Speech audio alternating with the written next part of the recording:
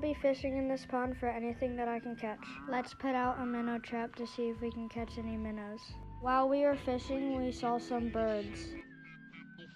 After pulling up the minnow trap, we ended up catching a minnow. I also unexpectedly caught a bluegill on a piece of bread.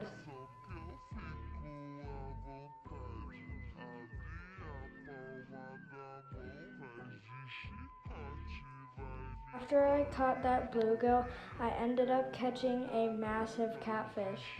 Stay tuned for the video because I fought for him for at least 2 minutes.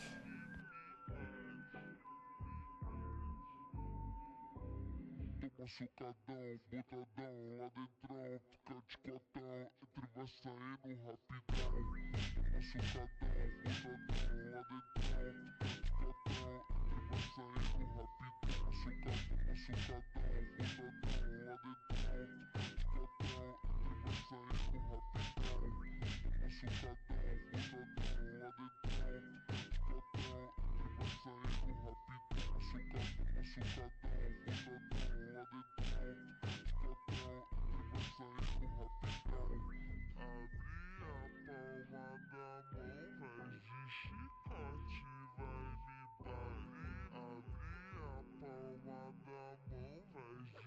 rapidão.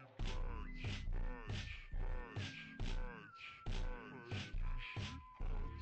botadão, lá machucadão, botadão, lá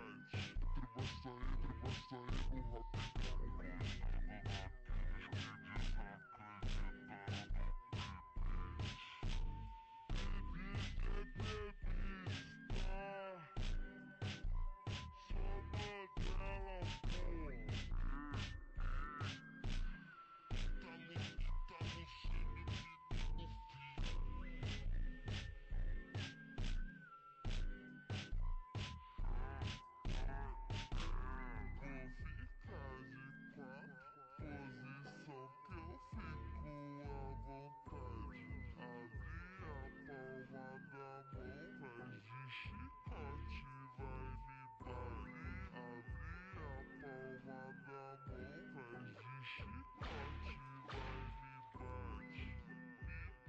entre vai saindo rapidão. Machucadão, botadão, lá dentro, fica de cotão, entre vai saindo rapidão. Machucadão, botadão, lá dentro, fica de cotão, entre vai saindo rapidão. Machucadão, botadão, lá dentro, fica de cotão, entre vai saindo rapidão. Please subscribe so I can catch more catfish like this 4-pounder right here. This is also my PB catfish.